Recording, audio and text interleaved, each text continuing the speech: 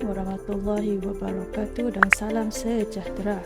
Pada kali ini saya akan tunjukkan cara membuat latihan menggunakan Liveworksheets untuk cara padankan jawapan. Seperti biasa, kita make interactive worksheet. Jadi get started. Kemudian kita choose file. Pilih latihan. Latihan tersebut mesti dalam format PDF, JPEG atau PNG yang tak melebihi 5 MB. Kemudian kita tekan upload. Dalam soalan padanan ni kata kunci dia adalah join, J-O-I-N. Kita kotakkan dulu jawapan nombor 1. Kita type join, kita tindih 1. Jawapan nombor 1 adalah menimbang. Kita tekan sini. And jawapan dia sama juga, join 1. Kemudian jawapan nombor 2, join titik bertindih 2.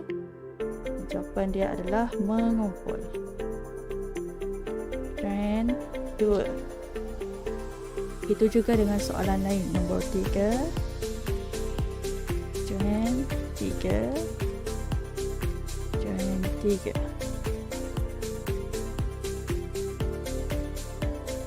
Join 3, join 4, dan join 4.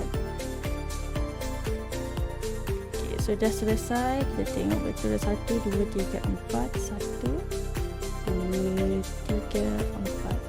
Kita tekan preview. Sekarang kita cuba buat padanan.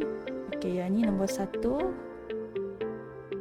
Kita pergi kepada jawapan menimbang.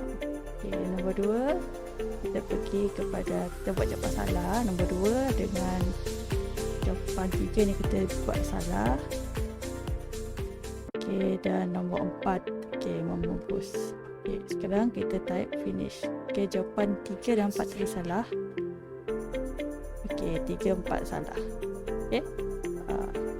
Kemudian kalau sudah confirm, kita tekan save and share dan tulis title. Semua ni mesti ada.